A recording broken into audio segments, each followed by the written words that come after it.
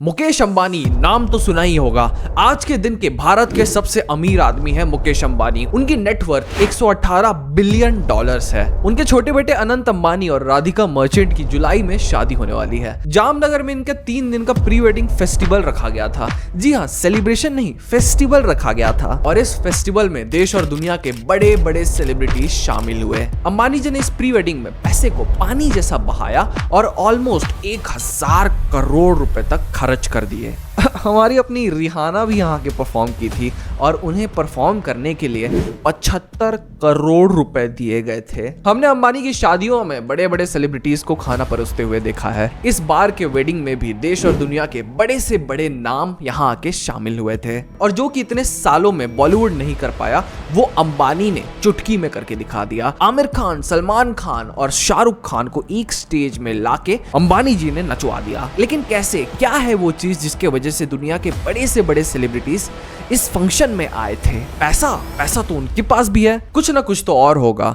क्या आज के दिन मुकेश अंबानी जैसे कि वो बाकी एरियाज के राजा बन चुके हैं, वो बॉलीवुड को भी कंट्रोल करते हैं? क्या बॉलीवुड आज मुकेश अंबानी के उंगलियों पे नाचता है? आइए देखते हैं इस वीडियो में। मुकेश भाई मुझे बहुत डांटते हैं, जैसे आई एम श्योर आपको भी कई बार डांट पड़ी होगी मुकेश भाई से।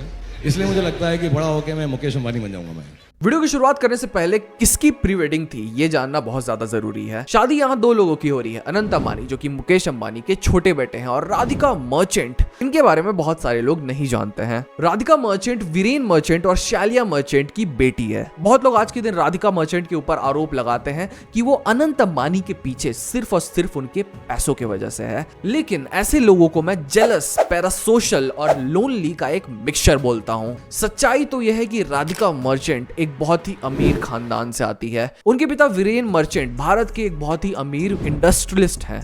उनके पिताजी के नाम के सामने भी एक बी लगा हुआ है, यानी कि उनके पिताजी भी एक बिलियनियर हैं। और राधिका मर्चेंट भी अपने पापा के कंपनी में काम करती है जहां से वो करोड़ों रुपए कमाती है। तो पैसा इनके मिलने की वजह तो नहीं हो सकती है। वीडियो का रिसर्च करते समय मैंने बॉलीवुड के गॉसिप्स चैनल को देखा और बॉलीवुड गॉसिप्स चैनल के हिसाब से राधिका मर्चेंट और अनंत अंबानी दोनों बचपन के बहुत अच्छे दोस्त हैं, यानी कि ये दोनों बचपन में ही मिले थे। 2018 में जाके इनका पहला फोटो वायरल हुआ था जहां पे ये दोनों साथ में खड़े हुए दिख रहे थे और यहीं से बॉलीवुड गॉसिप्स चैनल ने ये स्पेकुलेट करना शुरू कर दिया था कि ये दोनों शायद डेट कर रहे हैं। और जी हाँ, ये वहीं से डेट कर भी रहे थे। इस फोटो के वायरल होने के बाद राधिका मर्चेंट अंबानी खानदान के बड़े बड़े फंक्शंस में हमें आती हुई दिखी। चाहे वो ईशा अंबानी की शादी हो या फिर आकाश अंबानी की शादी हो, वहां पे राधिका मर्चेंट मौजूद थी ही। देखिए, समय आ गया है 2024 का, लेकिन बहुत सारे रील्स जो कि अनंत अंबानी और राधिका मर्चेंट के ऊपर बने रहते हैं उनके अंडर मैं कमेंट्स देखता हूँ। लोग अनंत अंबानी के वजन का मजाक उड़ाते हैं। देखिए, ऐसे लोग ना थोड़े से नॉलेजेबल कम रहते हैं। मैं ऐसे लोगों को बता देना चाहता हूँ कि ये वही अनंत अंबानी है जिन्होंने 2016 में 108 केजी लॉस किया था। जी हाँ, ये 108 केजी लॉस इन्होंने 18 महीनों में किया था और ये करते साथ ही ये बहुत सारे लोगों के लिए एक इंस्पिरेशन बन गए थे। लेकिन आगे जाके इन्हें बहुत सारे हेल्थ इश्यूज होने लगे जिसके वजह से ये फिर से बहुत सारा वेट गेन कर लेते हैं। तो at least put some respect on his name. वीडियो में आगे बढ़ते हैं और चलिए 2023 की बात करते हैं। इनका रिश्ता बहुत ज्यादा क्लोज हो चुका था। फैमिलीज को लगा चलिए इनकी शादी करवा ही देते हैं। तो शादी की शुरुआत किससे होती है? सगाई से। जनवरी 2023 में इन दोनों की सगाई हो जाती है और अभी 1, 2, 3 मार्च को इनका प्री वेडिंग फंक्शन ऑर्गेनाइज किया जाता है। प्री वेडिंग ये आजकल का नया कॉन्सेप्ट है। आपके और मेरे जैसे लोग प्री वेडिंग को एक अलग नजरिए से देखते हैं। देखिए, प्री वेडिंग हमारे लिए वो होता है जब 2 लोग जब मिलते हैं वो अपने लिए फोटोज खिंचवा लेते हैं शादी से पहले, या एक बॉलीवुड स्टाइल का फेक सा वीडियो बना लेते हैं कि कैसे वो हीरो जैसा आया और अपनी हीरोइन को उठा के ले गया।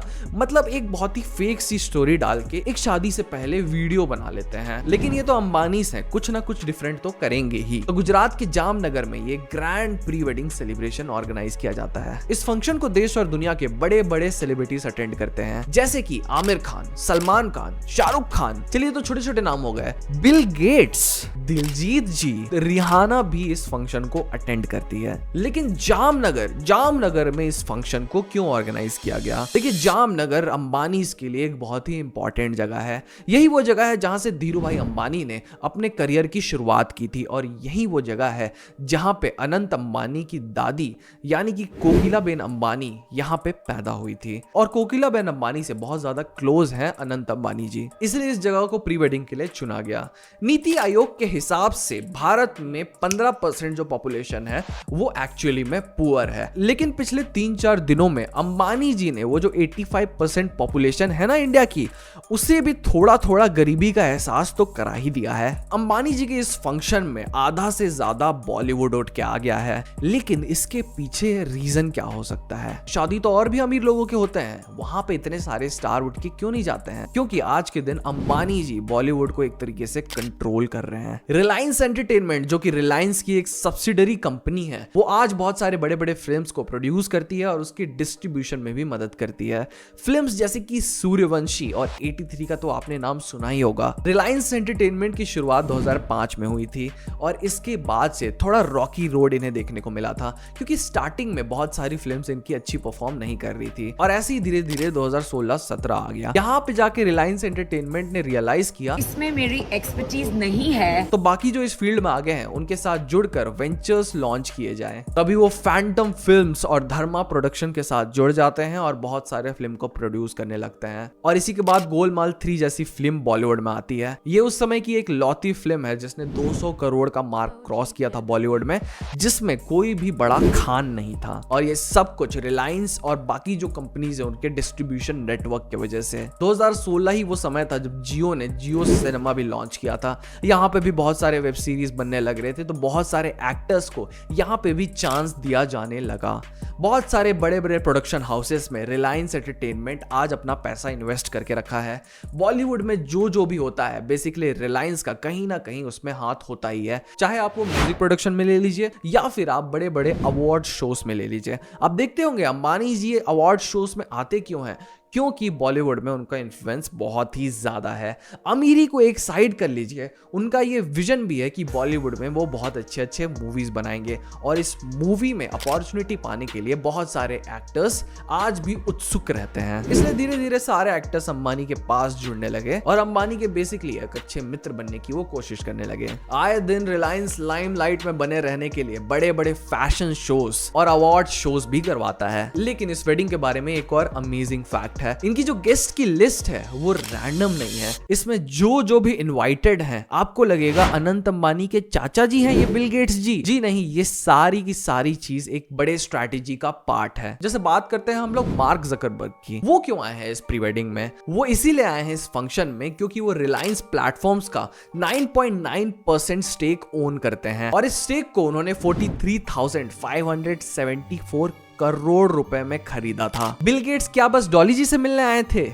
जी नहीं, वो इनके वेडिंग में इसलिए आए हैं क्योंकि रिलायंस ने क्लाइमेट एक्सीलरेटर कंपनी जिसका नाम ब्रेक थ्रू एनर्जी है उसमें उन्होंने $50 मिलियन इन्वेस्ट कर रखे हैं। बिल गेट्स की अपनी ही कंपनी है। देखिए इनके वेडिंग में डिज्नी के सीईओ बॉब आइगर भी आए थे। और बॉब आइगर क्यों आए थे? क्योंकि भारत में जो डिज्नी का डिवीजन है उसमें मेजॉरिटी स्टेक रिलायंस ओन करने वाली है। ये रिलायंस जो डिज्नी को खरीदने वाला है इसके पीछे भी एक बहुत ही इंटरेस्टिंग कहानी है। जरा वो कहानी सुनिए। देखिए जब डिज्नी भारत में आया था तो उन्होंने एक बहुत ही स्ट्रेटेजिक मूव चली थी। उन्होंने हॉटस्टार को पूरा का पूरा अक्वायर कर लिया था और वो बहुत सारे पैसे दिए थे हॉटस्टार को भी। और उसी समय उन्होंने आईपीएल के स्ट्रीमिंग राइट्स को भी अक्वायर कर लिया था।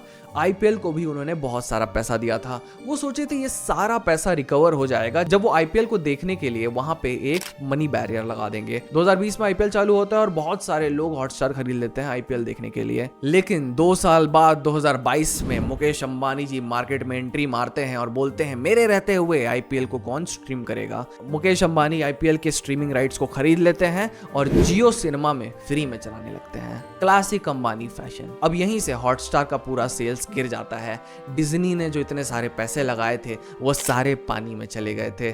तो अब डिज्नी को मुकेश अंबानी के सामने सरेंडर करना पड़ा। अब मुकेश अंबानी जी डिज्नी को ओन करने लगे हैं, इसीलिए इनके बॉब आइगर जी को भी बुलाया गया था इनके वेडिंग में। बहुत सारे लोग सोच रहे होंगे कि धोनी क्यों आए थे, वो तो चेन्नई सुपर किंग के लिए खेलते हैं, क्या इस बार वो मुंबई इंडियंस के लिए खेलेंगे?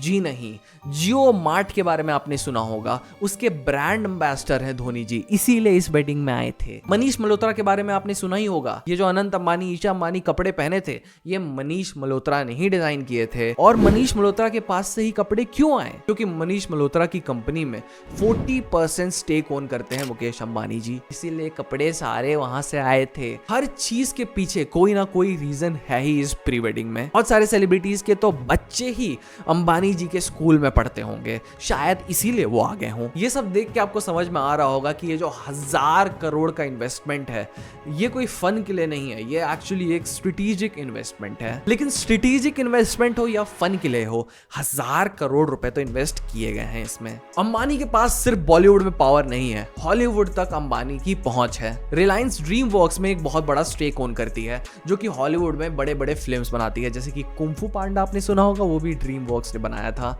तो बहुत सारे सेलिब्रिटीज हॉलीवुड भी जाना चाहते हैं। अंबानी से जितना क्लोजनेस बना के रखेंगे आप, आपके हॉलीवुड पहुंचने के चांसेस भी उतने ज्यादा बढ़ते जाएंगे। आज के दिन में बॉलीवुड में जो भी होता है, मुकेश अंबानी के निगरानी में ही होता है। बड़े बड़े फिल्म जो भी आते हैं, मुकेश अंबानी के आंखों के सामने ही आते हैं। बेसिकली अगर मुकेश अंबानी चाहे तो बॉलीवुड में एक पत्ता भी नहीं हिलेगा बिना उनसे पूछे। वीडियो के अंत में मैं थोड़ा सा पर्सनल ग्रज भी निकालना चाहूंगा। रिहाना को 75 करोड़ रुपए देके वहां पे परफॉर्म करवाया गया था। अब रिहाना जी ने पिछले कई सालों से परफॉर्म नहीं किया है। इसका मतलब ये नहीं होता है कि जब आप बहुत सारा पैसा ले लें तो आप उनके वेडिंग का मजाक उड़ा दें। उनका जब परफॉर्मेंस खत्म हुआ तो वो ब्राइड का नाम भी अच्छे से प्रोनाउंस नहीं कर पा रही थी। पूरे के पूरे 75 करोड़ का नुकसान किए हैं Mukesh Ambani ji. I am very sad for him.